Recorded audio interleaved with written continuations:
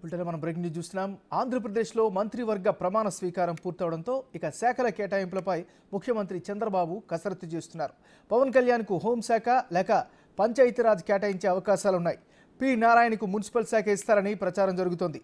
ఆనం రామనారాయణ రెడ్డి, పయ్యావుల కేశవ్ ఇద్దరిలో ఒకరికి ఆర్థిక శాఖ, మరొకరికి నీటిపారుదల శాఖ కేటాయించాలని సీఎం భావిస్తున్నారు.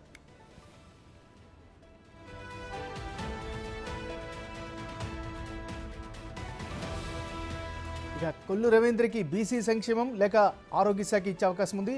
అచ్చెన్నాయుడికి రెవెన్యూ శాఖ, కొలుసు పార్థసారథికి సాంకేతిక విద్య కేటాయించే అవకాశాలున్నాయి. నాదెండ్ల మనోహర్కు న్యాయశాఖ, పౌర సరఫరాలు, మిగిలిన కొత్త వారికి సాధారణమైన శాఖలు కేటాయిస్తారని భావిస్తున్నారు.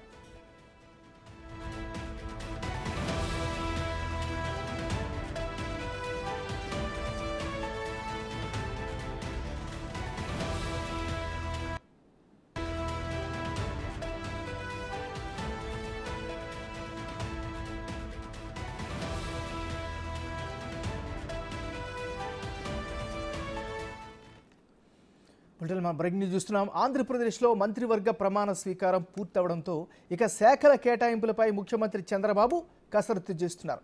పవన్ కళ్యాణ్కు హోంశాఖ లేక పంచాయతీరాజ్ కేటాయించే అవకాశాలు కనిపిస్తున్నాయి. ఇక పి నారాయణకు మున్సిపల్ శాఖ ఇస్తారని ప్రచారం జరుగుతుంది. ఆనం రామనారాయణ రెడ్డి, పయ్యావల కేశవ్ ఇద్దరిలో ఒకరికి ఆర్థిక శాఖ, మరొకరికి నీటిపారుదల శాఖ కేటాయించాలని ముఖ్యమంత్రి భావిస్తున్నారు. మరోవైపు కొల్లి రవీంద్రకి బీసీ సంక్షేమం లేదా ఆర్థిక శాఖ కానీ, అచ్చెన్నాయుడికి రెవెన్యూ శాఖ, కొలుసు పార్థసారథికి సాంకేతిక విద్య కేటాయించే అవకాశాలు కనిపిస్తున్నాయి. ఇక నాదెండ్ల మనోహర్కు న్యాయశాఖ, పౌర సరఫరాలు, మిగిలిన కొత్త వారికి సాధారణమైన శాఖలు కేటాయిస్తారని భావిస్తున్నారు. ఇక ఈ శాఖల కేటాయింపుకు సంబంధించి ఏం జరిగే ఛాన్సెస్ ఉన్నాయి, లేటెస్ట్ అప్డేట్స్ అందించేందుకు మా రిపోర్టర్ శివ విజయవాడ నుంచి లైవ్లో అందిస్తారు. శివ, నాగరాజు మొత్తం మీద చూసుకుంటే చంద్రబాబుతో సహా 24 మంది ఆంధ్రప్రదేశ్ కేబినెట్ మంత్రులుగా ప్రమాణ స్వీకారం చేశారు. కొద్దిసేపు క్రితమే ప్రమాణ స్వీకారం ముగిసిన తర్వాత టీడీపీ అధినేత ముఖ్యమంత్రి చంద్రబాబు నాయుడు ఉండవల్లి తన నివాసానికి చేరుకున్నారు. మరికొద్దిసేపట్లోనే భోజన విరామం తర్వాత ఆయన ఈ శాఖలపై ఫోకస్ చేసే అవకాశాలు కనిపిస్తున్నాయి. ఏదైతే దాదాపుగా 24 మంది మంత్రులకు సంబంధించి కూడా దాదాపుగా 18 మంది మంత్రులు మొదటిసారిగా ఉన్న పరిస్థితి కనిపిస్తూ ఉంది. 6 నుంచి 7 మంత్రులు గతంలో సీనియర్లుగా ఉన్న పరిస్థితి కనిపిస్తూ ఉంది. వీరిలో దాదాపుగా 10 మందికి కీలకమైన శాఖలు అప్పగించేందుకు చంద్రబాబు సిద్ధమవుతున్న పరిస్థితి కనిపిస్తోంది. మొదటగా డిప్యూటీ సీఎంగా పవన్ కళ్యాణ్ దాదాపుగా ఖరారైంది. అయితే ఈయనకు హోంశాఖ ఇస్తారా లేకపోతే పంచాయతీరాజ్ గ్రామీణాభివృద్ధి శాఖ ఇస్తారా అనే ఉత్కంఠ అయితే కొనసాగుతూ ఉంది. ఒకవేళ పవన్ కళ్యాణ్కి హోంశాఖ ఇవ్వకపోతే కనుక వంగలపూడి అనితకి హోంశాఖ ఇచ్చే అవకాశం కనిపిస్తూ ఉంది.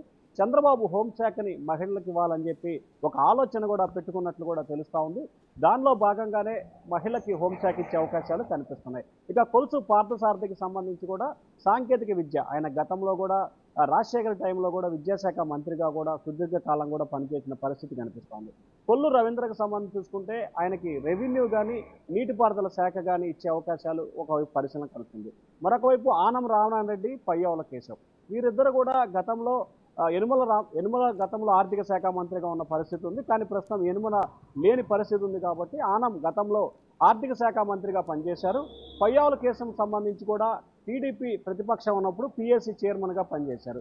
సో ఈ నేపథ్యంలో వీరిద్దరిలో ఒకరికి ఆర్థిక శాఖ ఇచ్చి మరొకరికి నీటిపారుదల కానీ రెవెన్యూ శాఖ కానీ ఇచ్చే ఆలోచన చంద్రబాబు చేస్తున్నట్లు కూడా తెలుస్తూ ఉంది. అలాగే మున్సిపల్ శాఖ మంత్రిగా గతంలో పనిచేసి రాజధాని ప్రాంతంలో ఎన్ని ఎకరాల భూమిలో ఎవరెవరికి కేటాయింపులు జరిగినాయి, ఎక్కడెక్కడ ఏ భవనాలు కేటాయింపులు జరిగినాయి, దానికి సంబంధించి సిఆర్డీకి సంబంధించి మున్సిపల్ శాఖ మంత్రి నారాయణ గతంలో చేశారు. ఆయనకు పూర్తి స్థాయిలో రాజధానితో పాటు మిగిలిన వాటిపై పూర్తి స్థాయిలో అవగాహన ఉంది కాబట్టి తిరిగి ఆయనకి మున్సిపల్ శాఖ అప్పగించే అవకాశాలు అయితే కనిపిస్తున్నాయి. మరొక నేత తెలుగుదేశం పార్టీ జాతీయ ప్రధాన కార్యదర్శి నారా లోకేష్. ఈయన గతంలో ఐటీ పరిశ్రమల శాఖతో పాటు పంచాయతీరాజ్ శాఖ చేశారు. ప్రస్తుతం పంచాయతీరాజ్ శాఖ కనుక పవన్ కళ్యాణ్కి ఇచ్చినట్లయితే లోకేష్కి సంబంధించి కూడా ఐటీ పరిశ్రమల శాఖకు సంబంధించి కూడా లోకేష్ కేటాయించే అవకాశాలు అయితే కనిపిస్తున్నాయి. ఇక అలాగే దేవాదాయ శాఖకు సంబంధించి కూడా